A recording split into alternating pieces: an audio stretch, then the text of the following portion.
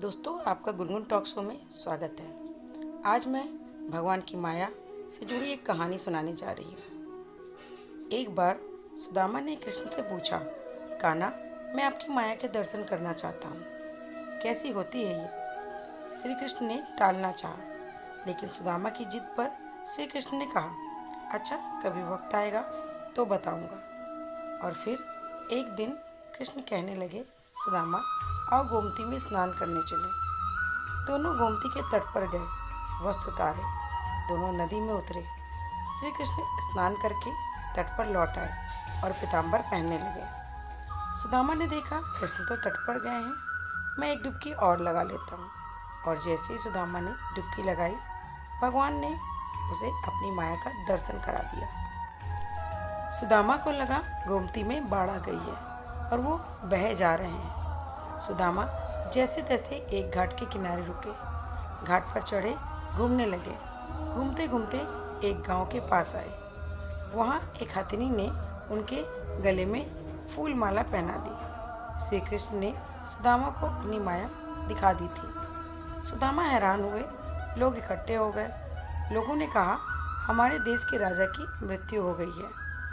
हमारा नियम है, राजा की मृत्यु के बाद हथनी जिस भी व्यक्ति के गले में माला पहना दे, वही हमारा राजा होता है।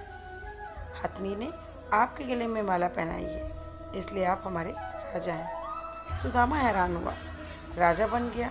एक राज्य कन्या के साथ उसका विवाह भी हो गया, 2 पुत्र भी पैदा हो गए। एक दिन सुदामा की पत्नी बीमार पड़ गई। आखिर अनेक यत्न के बाद भी वो मर गई। सुदामा दुख से रोने लगा। उसकी पत्नी जो मर गई थी, जिसे वो बहुत चाहता था, सुंदर थी, सुशील थी। लोग इकट्ठे हो गए। उन्होंने सुदामा को कहा, आप रोए नहीं, आप हमारे राजा हैं, लेकिन रानी जहाँ गई हैं वहीं आपको भी जाना होगा। यह मायापुरी का नियम है। आपकी पत्नी को चिता में अग्नि दी जाएगी, आपको भी अपनी पत्नी की चिता में प्रवेश करना होगा, आपको भी अपनी पत्नी के साथ जाना होगा। सुनकर सुदामा की सांस रुक गई, हाथ पांव फूल गए। अब मुझे भी मरना होगा? मेरी पत्नी की मौत हुई है, मेरी तो नहीं, भला मैं क्यों मरूं? ये कैसा नियम है? सुदामा अपनी पत्नी की मृत्यु को भूल गया। उसका रोना भी बंद हो गया। अब वह स्वयं की चिंता में डूब गया। सबको कहा भी, भाई, मैं तो मायापुरी का वासी नहीं हूँ, मुझ पर आपकी नगरी का कानून लागू नहीं होता, मुझे क्यों जलना होगा? लोग नहीं माने। कहा, अपनी पत्नी के साथ आपको भी चिता में जलना होगा, मरना होगा, ये यहाँ का नियम है। आखिर सुदामा ने कहा, अच्छा भाई, चिता में जलने से पहले मुझे स्नान तो कर लेने दो। लोग मान नहीं रहे थे। फिर उन्होंने हथियारबंद लोगों की ड्यूटी लगा दी। सुदामा को स्नान करने दो, देखना कहीं भाग न जाए। रह रहकर सुदामा रो उठता। सुदामा इतना डर गया कि उसके हाथ पैर कांपने लगे। वह नदी में उतरा, डुबकी लगाई और फिर जैसे बाहर निकला, उसने देखा माया नगरी कहीं भी नहीं है। किनारे पर तो कृष्ण अभी अपना पीताम्बर ही पहन रहे थे और वह एक दुनिया घूम आया है, मौत के मुंह से बचकर निकला है। सुदामा नदी से बाहर आया। सुदामा रोए जा रहा था। कृष्ण हैरान हुए। सब कुछ जानते थे, फिर भी अनजान बनते हुए पूछा, सुदामा, तुम रो क्यों रहे हो? सुदामा ने कहा, कृष्ण, मैंने जो देखा है वह सच था या जो मैं देख रहा हूँ वो?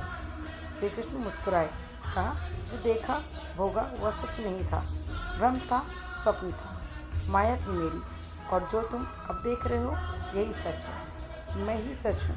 मेरे से भिन्न जो भी है वो मेरी माया ही है, और जो मुझे सर्वत्र देखता है, महसूस करता है, उसी मेरी माया स्पर्श नहीं करती। माया स्वयं का विस्मरण है, माया अज्ञान है, माया परमात्मा से भिन्न है। माया नर्तकी है, नाचती है और नचाती है, लेकिन जो श्री कृष्ण से जुड़ा है वह नाचता नहीं, भ्रमित नहीं होता, माया से निर्लिप्त रहता है। वह जान जाता है, सुदामा भी जान गया था, जो जान गया वह श्री कृष्ण से अलग कैसे रह सकता है। तो दोस्तों, हमें कभी भी माया के जाल में नहीं फंसना है, हमें हमेशा सच्चाई पर विश्वास करना है, और जो रियलिटी हम देख रहे हैं वही सच है। तो इसी के साथ आपका दिन शुभ हो, मंगलमय हो। आपको अगर ये वीडियो पसंद आई है तो प्लीज़ लाइक, शेयर, कमेंट ज़रूर करें और चैनल पर नए हैं तो चैनल को सब्सक्राइब करें, बेल आइकन प्रेस करना बिल्कुल भी ना भूलें।